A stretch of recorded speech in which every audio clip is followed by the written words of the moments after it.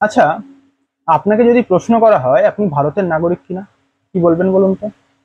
আপনি ধরুন বললেন হ্যাঁ আমি ভারতেরই নাগরিক, কিন্তু আপনার কাছে কি কোনো নথি আছে যা প্রমাণ করবে আপনি ভারতের নাগরিক? হ্যাঁ, তিনটে নথি হয়, যে তিনটে নথি থাকলে আপনার কাছে আপনি বলতে পারেন আপনি ভারতের নাগরিক। প্রথম হচ্ছে ভারতীয় পাসপোর্ট। আপনার যদি পাসপোর্ট থাকে তাহলে আপনি বলতে পারেন যে হ্যাঁ আমি ভারতের নাগরিক। আর পাসপোর্ট কোনো প্রাইমারি ডকুমেন্ট নয়, কিন্তু পাসপোর্ট হচ্ছে একটা সেকেন্ডারি ডকুমেন্ট। কেন? কারণ কোনো মানে বাচ্চার যখন জন্ম হয় তখন কিন্তু সরকার থেকে তাকে পাসপোর্ট ইস্যু করে না, তাকে তার আধার কার্ড দেওয়া হয়, পরবর্তীতে প্যান কার্ড, বার্থ সার্টিফিকেট ইত্যাদি দেওয়া হয়। এবং পরে সেই ব্যক্তি বা বাচ্চা যখন বড় হয় তখন সে পাসপোর্টের জন্য অ্যাপ্লাই করলে বা তার হয়ে তার বাবা মা যদি অ্যাপ্লাই করে পাসপোর্টের জন্য, তবেই কিন্তু পাসপোর্ট পাওয়া যায়। অর্থাৎ প্রাইমারি ডকুমেন্টগুলোর উপর ভিত্তি করে তবে কিন্তু পাসপোর্ট পাওয়া যায়। আর পাসপোর্ট দেওয়ার ক্ষেত্রে পুলিশ ভেরিফিকেশন করা হয়। সেই কারণেই পাসপোর্টকে একটা বৈধ নথি, নাগরিকত্বের বৈধ নথি হিসেবে ধরা হয়। এছাড়া কি? এছাড়া আপনার যদি জন্ম শংসাপত্র বা বার্থ সার্টিফিকেট থাকে তাহলেও কিন্তু সেটা নাগরিকত্বের একটা প্রমাণ হিসেবে ধরা যেতে পারে, বা বলা হয়ে থাকে যে হ্যাঁ এটাও নাগরিকত্বের একটা প্রমাণ। কেন?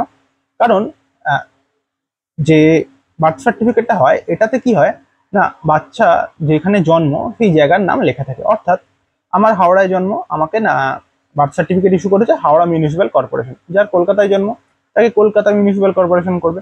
আবার যার মুম্বাইয়ে জন্ম তার বৃহন মুম্বাই যে কর্পোরেশন আছে, মিউনিসিপ্যাল কর্পোরেশন, তারা করবে। অর্থাৎ বার্থ সার্টিফিকেটও কিন্তু ভারতীয় নাগরিকত্বের একটা প্রমাণ। এছাড়া কি হতে পারে? এছাড়া 3 নম্বর যে ডকুমেন্টটা হয় যেটা দিয়ে নাগরিকত্ব প্রমাণ করা যায়, সেটা ইস্যু করে কেন্দ্রীয় স্বরাষ্ট্র মন্ত্রক।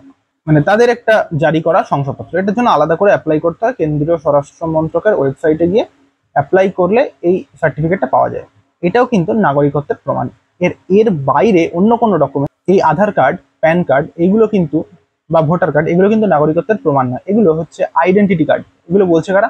এগুলো বলছে এই সমস্ত কার্ড যে সমস্ত অথরিটিরা ইস্যু করে তারা, যেরকম ইউআইডিআই, তারা বলছে, যারা ভোটার মানে ইলেকশন কমিশন, তারা বলছে যে এইগুলো শুধুমাত্র আইডেন্টিটি কার্ড, এগুলো কিন্তু কোনোভাবেই নাগরিকত্বের প্রমাণ নয়। অর্থাৎ নাগরিকত্বের প্রমাণ তিনটে: একটা হচ্ছে পাসপোর্ট, একটা হচ্ছে বার্থ সার্টিফিকেট, আরেকটা হচ্ছে স্বরাষ্ট্র মন্ত্রকের ইস্যু করা ওই সার্টিফিকেট। এই তিনটে সার্টিফিকেট থাকলেই আপনাকে ভারতের নাগরিক হিসেবে গণ্য করা হবে। তবে এখনো সুপ্রিম কোর্টে এই বিষয়ে একটা মামলা চলছে। এই মামলার কি ফল হয় তার উপর নির্ভর করে ভবিষ্যতে হয়তো বদলাতে পারে, যে ভারতীয় নাগরিকত্বের প্রমাণ আর কিছু কে বলা হবে কি হবে না, সেটা ভবিষ্যতে হয়তো বদলাতে পারে। কিন্তু এখনো পর্যন্ত এই তিনটে যদি আপনার কাছে থাকে তাহলেই আপনি ভারতের নাগরিক হিসেবে গণ্য হবেন। ভিডিওটি দেখার জন্য ধন্যবাদ।